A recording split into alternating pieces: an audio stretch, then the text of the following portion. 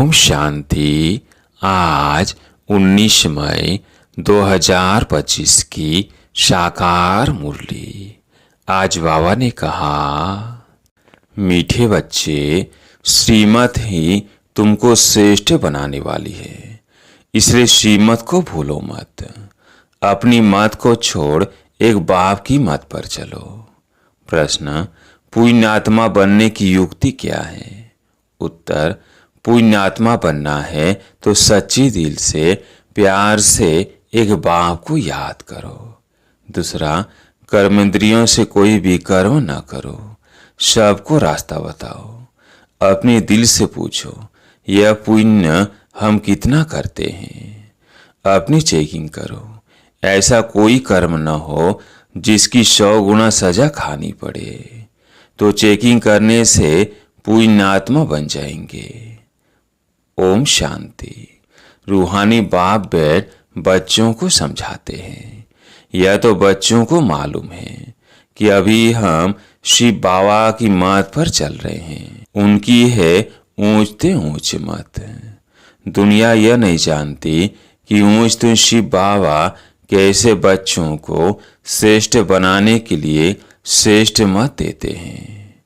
इस रावण राज्य में कोई मनुष्य मात्र मनुष्य को श्रेष्ठ मत दे नहीं सकते।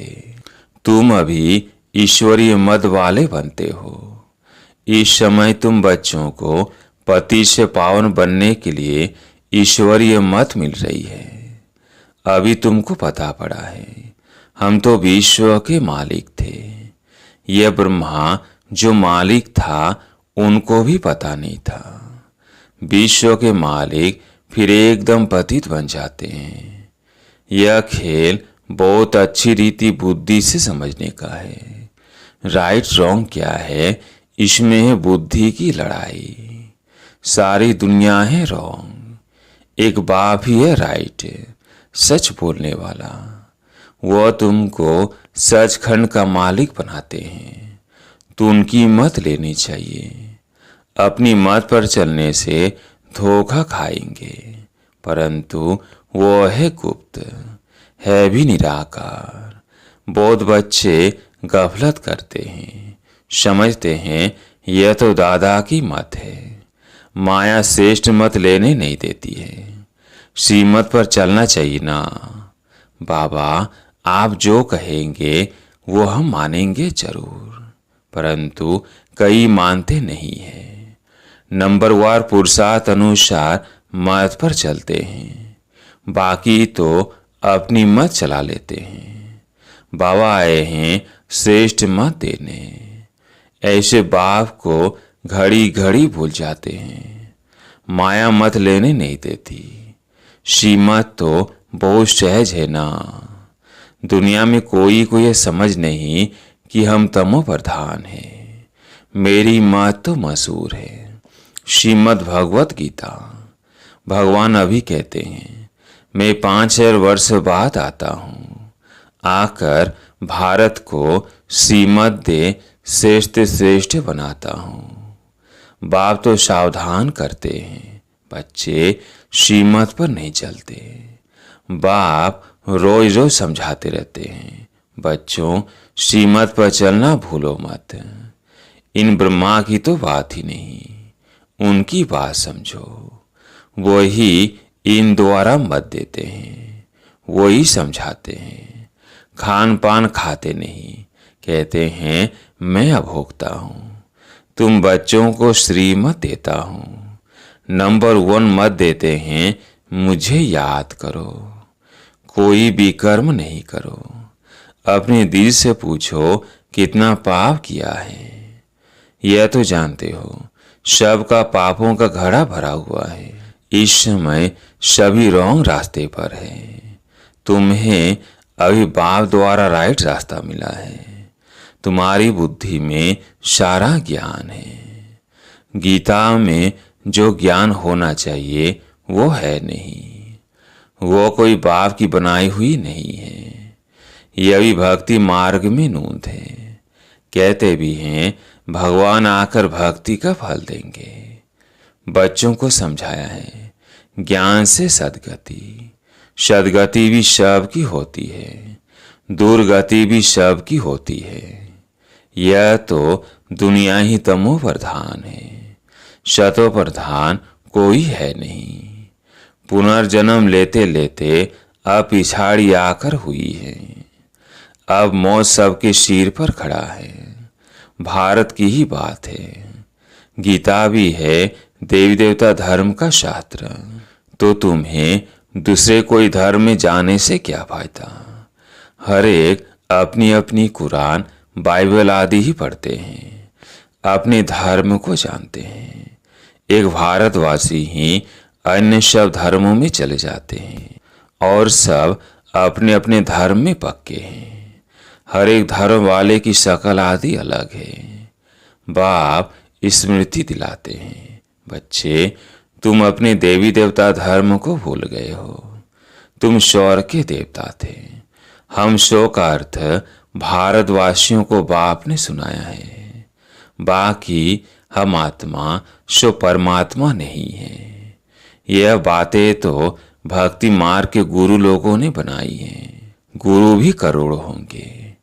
स्त्री को पति के लिए कहते हैं कि यह तुम्हारा गुरु ईश्वर है, जबकि पति ही ईश्वर है।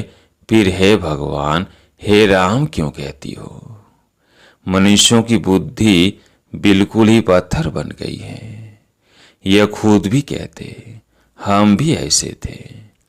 कहाँ वैकुंठ का मालिक श्री कृष्ण, कहाँ फिर उनको गांव का छोरा कह दिया है।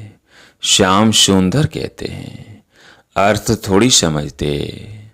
अभी बाप ने तुमको समझाया है। जो नंबर 1 सुंदर, वही नंबर लास्ट तम प्रधान श्याम बना है।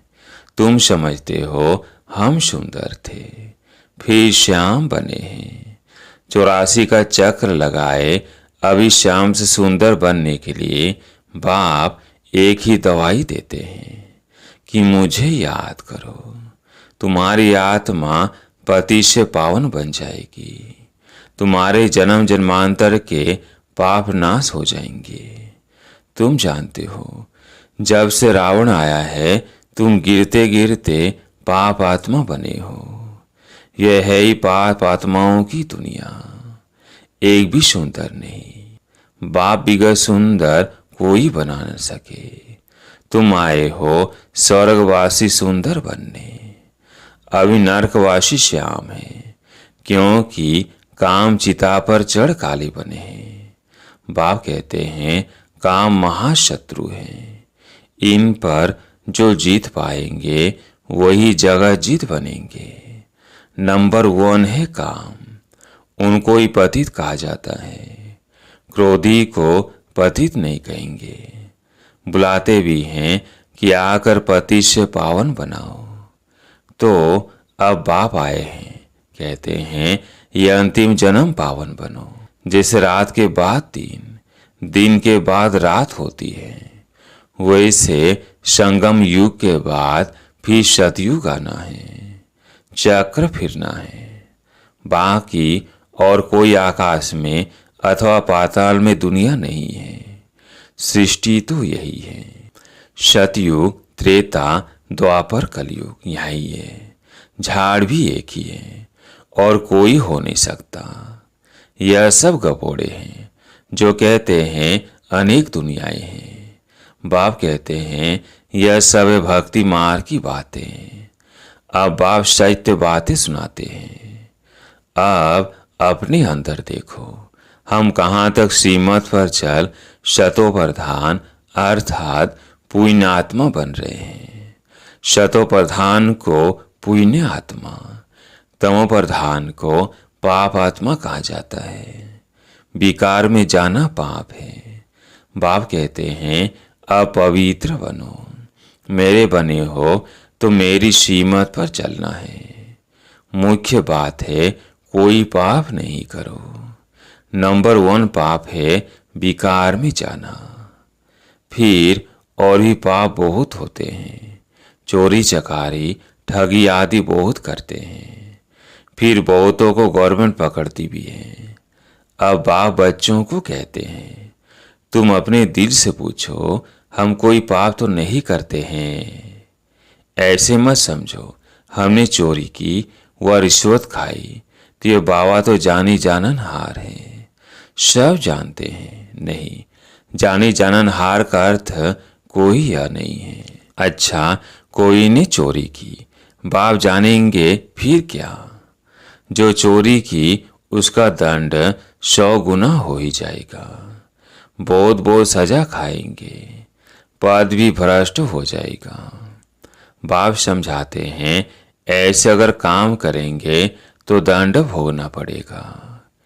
कोई ईश्वर का बच्चा बनकर फिर चोरी करता, शिव बाबा जिससे इतना वर्षा मिलता है उनके भंडारे से चोरी करता, यह तो बहुत बड़ा पाप है।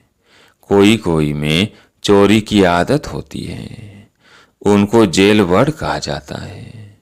यह है ईश्वर का घर, सब कुछ ईश्वर का है ना। ईश्वर के घर में आते हैं बाप से वर्षा लेने, परंतु कोई कोई की आदत हो जाती है, उसकी सजा 100 गुना बन जाती है। सजाएं बहुत मिलेंगी और फिर जन्म बाई जन्म डर्टी घर में जाए जन्म लेंगे, तो अपना ही नुकसान किया ना। ऐसे बहुत है जो याद में बिल्कुल नहीं रहते, सुनते कुछ नहीं, बुद्धि में चोरी आदि के ही ख्याल चलते रहते हैं। ऐसे बहुत सत्संग में जाते हैं, चप्पल चोरी कर लेते हैं, उनका धंधा ही यह रहता है। जहाँ सत्संग होता वहाँ जाकर चप्पल चोरी कराएंगे। दुनिया बिल्कुल ही डटी है। यह है ईश्वर का घर। चोरी की आदत तो बहुत खराब है। कहा जाता है, काक का चोर 100 लाख का चोर। अपने अंदर से पूछना चाहिए, हम कितना पुण्यात्मा बने हैं, कितना बाप को याद करते हैं, कितना हम सौदर्शन चक्रधारी बनते हैं, कितना समय ईश्वरीय सर्विस में रहते हैं, कितने पाप करते जा रहे हैं। अपना पोता मिल रोज देखो, कितना पुण्य किया, कितना योग में रहा, कितने को रास्ता बताया। धंधा आदि तो भल करो, तुम कर्म योगी हो, कर्म तो भल करो।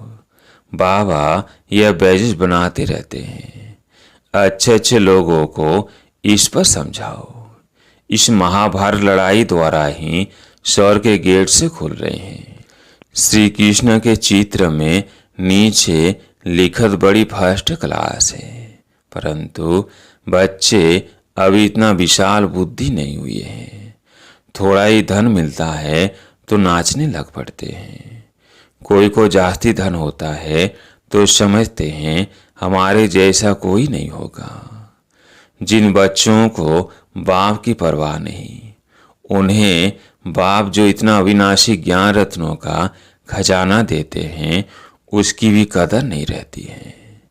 बाबा एक बात कहेगा, वो दूसरी बात कर लेते। परवाह न होने के कारण बहुत पाप करते रहते हैं, सीमत पर चलते नहीं, फिर गिर पड़ते हैं। बाप कहेंगे यह भी ड्रामा उनकी तकदीर में नहीं है। बाबा तो जानते हैं ना, बहुत पाप करते हैं। अगर निश्चय हो कि बाप हमको पढ़ाते हैं तो खुशी रहनी चाहिए। तुम जानते हो हम भविष्य नई दुनिया में प्रिंसेस बनेंगे, तो कितनी खुशी रहनी चाहिए। परंतु बच्चे तो अभी तक भी मुरझाते रहते हैं, वो अवस्था ठहरती नहीं है। बाबा ने समझाया है, विनाश के लिए रिहर्सल भी होगी, कैलेमिटीज भी होंगी, भारत को कमजोर करते जाएंगे। बाप खुद कहते हैं यह सब होना ही है, नहीं तो विनाश कैसे होगा। बर्फ की बरसात पड़ेगी, फिर खेती आदि का क्या हाल होगा। लाखों मरते रहते हैं, कोई बतलाते थोड़ी है। तो बाप मुख्य बात समझाते हैं कि ऐसे अपने अंदर जांच करो, मैं कितना बाप को याद करता हूँ, बाबा आप तो बड़े मीठे हो, कमाल है आपकी। आपका फरमान है मुझे याद करो तो 21 जन्म के लिए कभी रोगी नहीं बनेंगे।